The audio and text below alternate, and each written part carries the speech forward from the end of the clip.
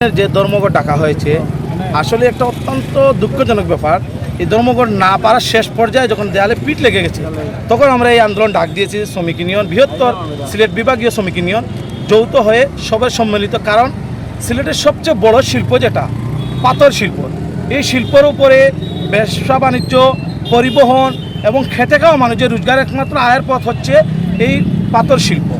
এই শিল্প বন্ধ থাকা প্রথম হচ্ছে সিলেটের ইতিহাসের বাড়া যে পরিমাণ ক্ষণগ্রস্ত বিভিন্ন ব্যাংক থেকে আসে, সিলেটের ইতিহাসে এইরকম এই বছর আর হয় নাই। এবারকে যে ক্ষণগ্রস্ত হয়ে আছে তার কারণ হচ্ছে পাথর গাড়ি সচ্ছল না থাকায় এই টাকাগুলো পরিশোধ করা যাচ্ছে না। এক, দ্বিতীয়ত হচ্ছে বিভিন্ন ইনস্টলমেন্টের মাধ্যমে গাড়িগুলা নেওয়া হয়েছে, এই গাড়িগুলো আজ অকেজ রাস্তায় পড়ে আছে, ড্রাইভাররা অনাহারে, শ্রমিকরা অনাহারে, অর্ধহারে দিন কাটছে।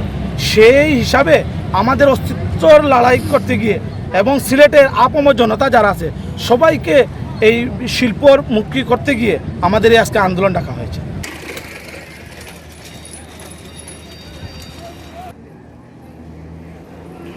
বিগত বিকালে আমার জেলা প্রশাসকের সাথে আমাদের কথা হয়েছে। উনি আমাদেরকে যেভাবে কথা বলেছেন মনে হয় না আমাদেরকে উনি কোনো সুরাহা দেবেন। এই সিলেটের মালিক উনি, কিন্তু উনি যে কথা বলছেন আমরা ধর্মঘট থেকে ছেড়ে দেওয়ার জন্য, পরে খুলে দেওয়া যাবে না, ওনার হাতে নেই, অনেক কিছু উনি দেখিয়েছেন, অনেক বই বিটিয়ে দেখিয়েছেন।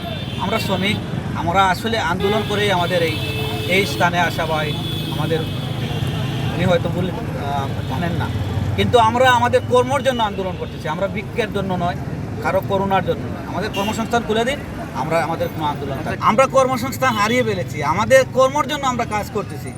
এটা তো প্রশ্নই উঠে না আমাদেরকে গুটি হিসেবে কাজ করার। আমাদের গাড়িতে অন্য কোনো প্রতিষ্ঠানে বা এখানে মেল ইন্ডাস্ট্রি করে দিন ওনারা, আমাদের গাড়ি প্রোগ্রাম হোক, আমাদের গাড়ি ড্রাইভাররা গাড়ি চালাক, আমরা আন্দোলন করবো না, সমস্যা নেই, আমাদের অন্য কর্মসংস্থান খুলে দেওয়া হোক। করোনার চাইতেও কঠিন পরিস্থিতি আছে বর্তমান শ্রমিকরা এবং সাধারণ আপমর জনতা। তার একটাই কারণ সিলেট বিভাগের যে কোয়ারিগুলো আছে, যেটার দ্বারা সিলেট বিভাগ চলতেছে, সিলেট শহর চলতেছে, সিলেটের প্রতিটা আনাচে কানাচে চলতেছে, গোলাগঞ্জ, হাফলং, আপনার গোয়েনঘাট, থানাইঘাট। এই কোয়ারি সচল থাকলে মানুষ সবাই ভালো থাকে, ব্যবসা বাণিজ্য প্রতিটা জিনিস। এই পরিবহন সংস্থা কিন্তু কোয়ারির সাথে জড়িত। আমাদের গাড়িগুলো যারা চালায় দেখা যাচ্ছে সপ্তাহে একটা টিপ মারতে পারতেছে, তার বাচ্চা কাচ্চা নিয়ে দিন যাপন করতে পারতেছে, বিভিন্ন উপকর্মে জড়িত হচ্ছে, বিভিন্ন বাদ কাজে জড়িত হচ্ছে।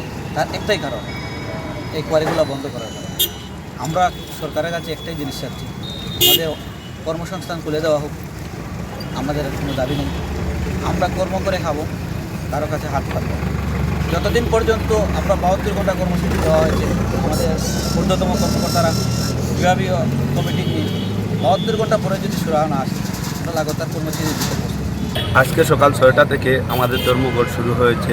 টানা 3 দিন 72 ঘন্টা, শুক্রবার ভোর 6টা পর্যন্ত চলবে। বিভিন্ন পয়েন্টে আমাদের লোক আছে। সিলেট বিভাগীয় পর্যায়ে যে ধর্মঘট ডাকা হয়েছে, সিলেট বিভাগের মধ্যে প্রতিটা জায়গাতে আমাদের লোকজন আছে। অচল কুয়ারি সচল করে না দিলে আমাদের ধর্মঘট চলবে।